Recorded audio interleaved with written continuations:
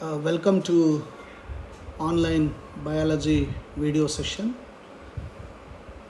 class 12th, first chapter, reproduction in organisms, and this is part 2. In part 1, we have understood the importance of asexual reproduction as well as vegetative reproduction in plants. In this session, we are going to study about sexual reproduction in organisms.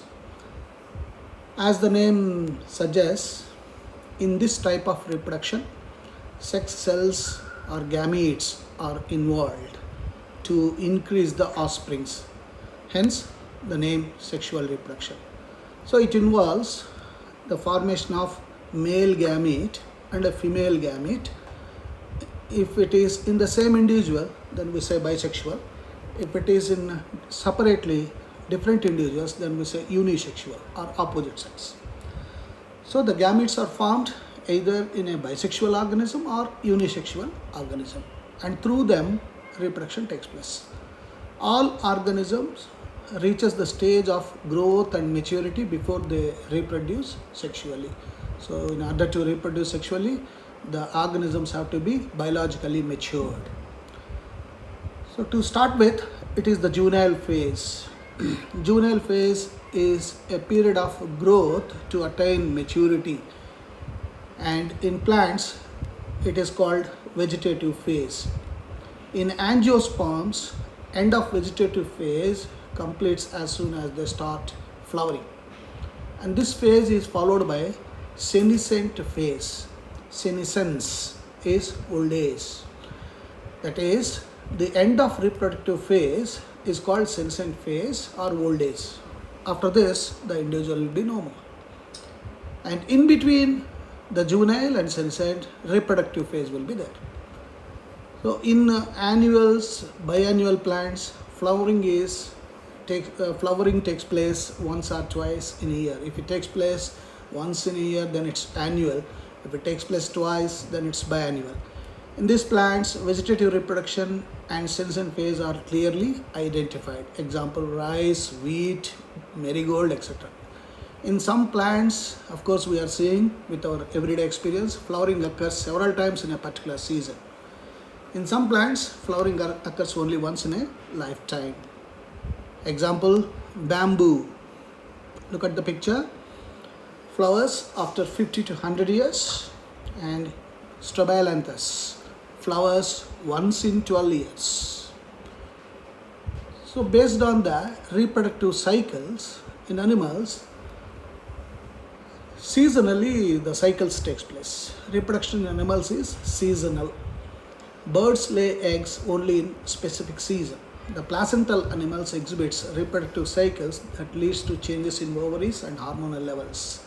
Whenever an animal reaches the reproductive phase, a lot of changes, biological changes take place due to fluctuations in the hormones. Estrus cycle. It's the reproductive cycle of non-primates, animals like cow, dog, rats. These are seasonal.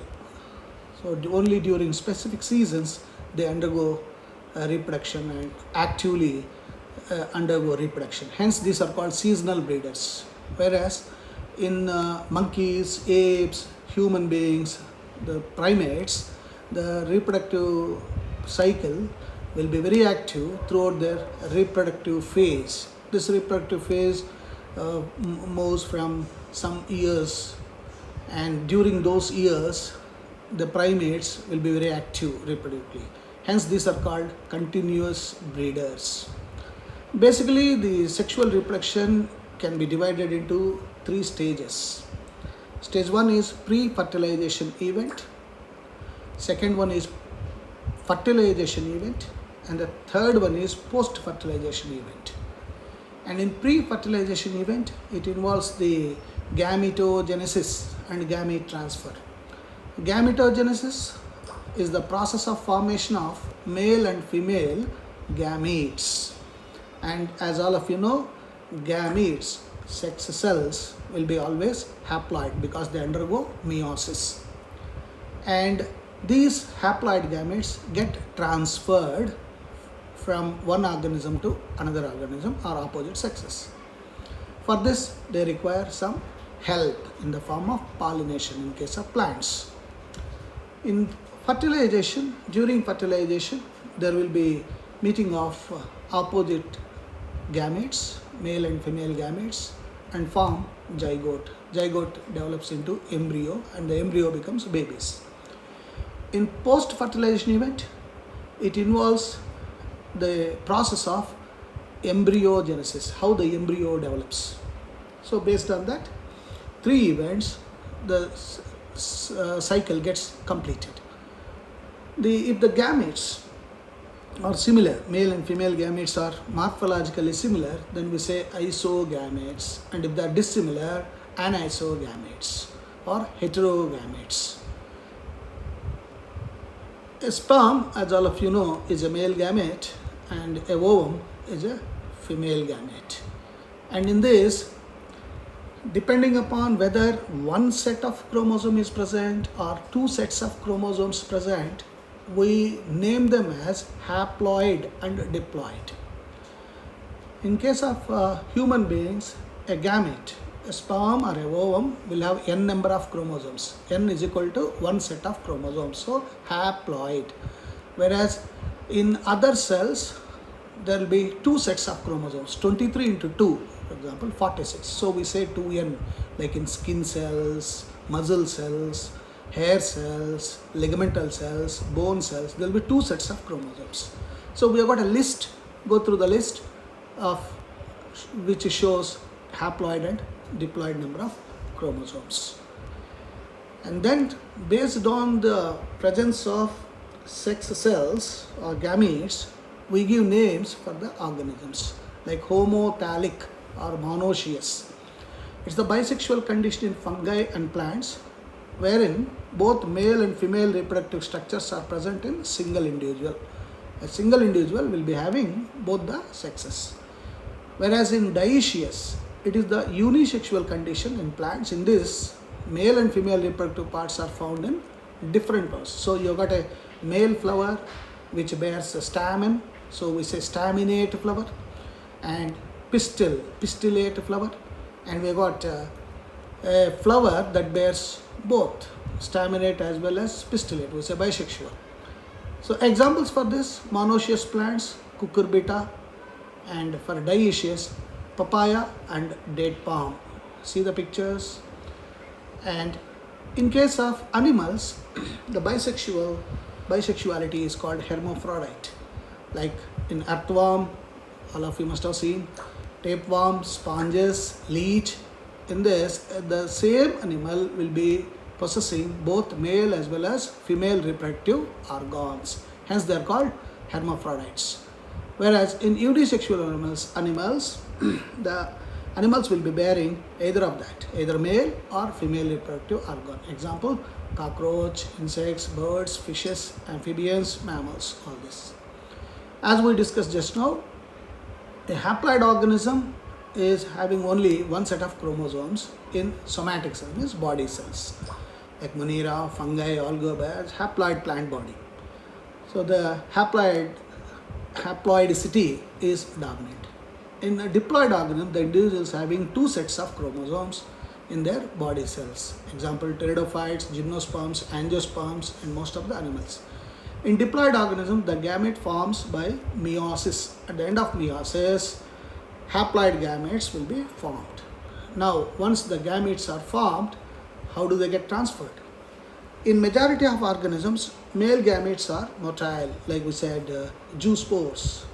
Female gametes are non-motile, means they cannot move by themselves. In a few fungus and algae, both male and female gametes are motile. In algae, bryophytes, pteridophytes, male gametes move in water to reach female gametes because for reproduction, water is a must for them. The large number of male gamete fails to reach female gamete. To compensate this loss, male gametes produces several thousand times to female gamete. So this is how they survive in large numbers. In bisexual, self-fertilizing plants pollen grains are easily transferred to stigma. In unisexual and cross-fertilizing plants, pollination occurs by media such as air, insects, birds, etc. etc. Look at that, the photo wherein the bird is sitting and the pollen grains will stuck to its body and the bird flies to next plant. So this is how the pollen grains gets transferred.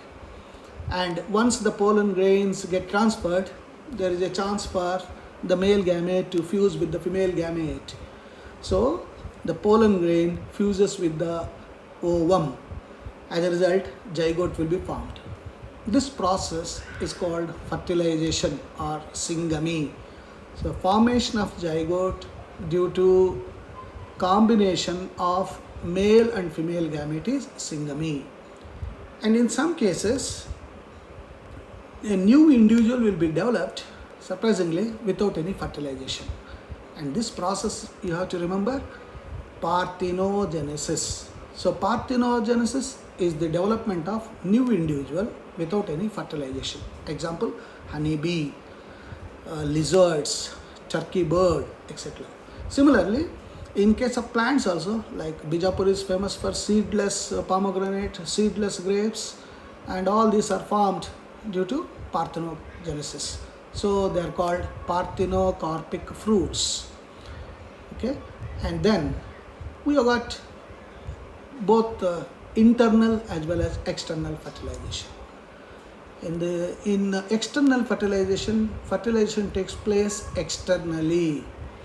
Means the male gamete fuses with female gamete outside the body in a media such as water, like aquatic organisms like algae, fishes, amphibians. So the male fish comes and releases the sperms in the water, female fish comes and releases the ova. So by chance, accidentally the sperms meet ova and fertilization takes place. Whereas in case of internal fertilization, like in our own case, the sperm meets the egg inside the female body, inside the mother's body, and then zygote will be formed. So what are the disadvantages of external fertilization?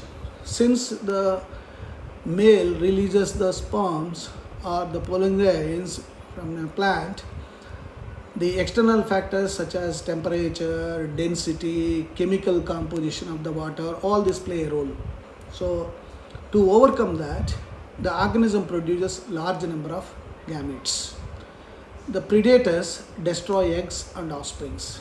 The survivability rate of offspring to adult is very less. Hence, external fertilization is always under the influence of the nature. Whereas internal fertilization, where male and female gametes fuse together inside the female body, like in seeded plants, gymnosperms and angiosperms and terrestrial animals. So whether it is internal or external, the fusion takes place. As a result, zygote will be formed. So n number, one set of chromosomes in sperm, one set of chromosomes in ovum meet together to form 2n, two sets of chromosomes in a zygote. So the zygote is 2n. In fungi and algae, the zygote formed as thick cell wall. To overcome the climatic factors, the fungi will develop thick wall and it forms cysts, and the cysts are very, very resistive. So being resistant, it can overcome unfavorable conditions. Look at the diagram, you can see how cysts are formed and they are very tough in nature. So based on the number of chromosomes present in a stage, all the organisms will exhibit two types of life cycle. One, haplontic life cycle. Look at the diagram, wherein haplontic, n number of chromosome stage is dominant, whereas diploid stage is very, very small in phase. Like zygote is only 2n, only that phase is having limited time in haplontic life cycle.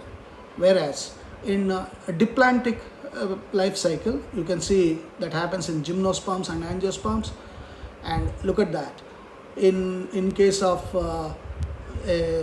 angiosperm, the life cycle of an angiosperm is given here.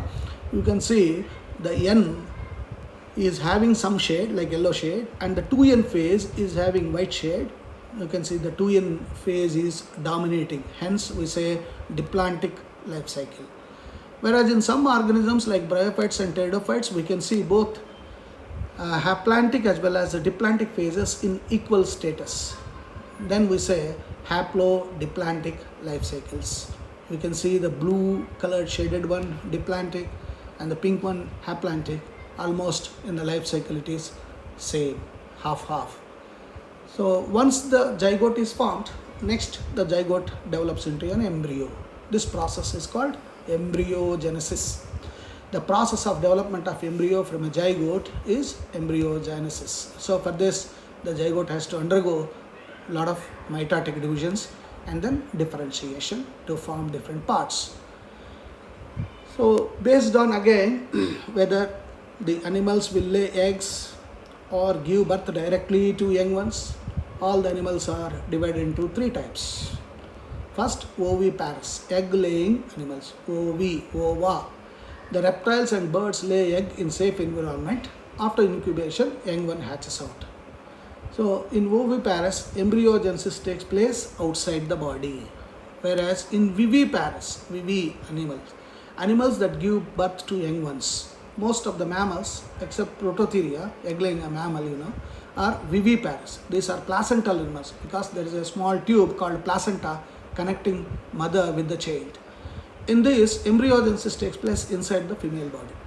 Because of proper embryo care, lot of parental care will be there, protection will be there, the chance of survivability of young ones are enormous in viviparous.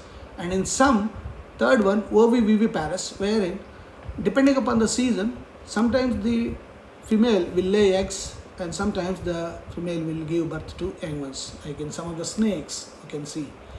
And once the fertilization is over, zygote is formed, embryo is developed, the plants as well as animals will undergo certain changes. What are the changes that will take place in case of a plant? Post-fertilization changes in a flower. Look at the diagram. This is the vertical section of a flower.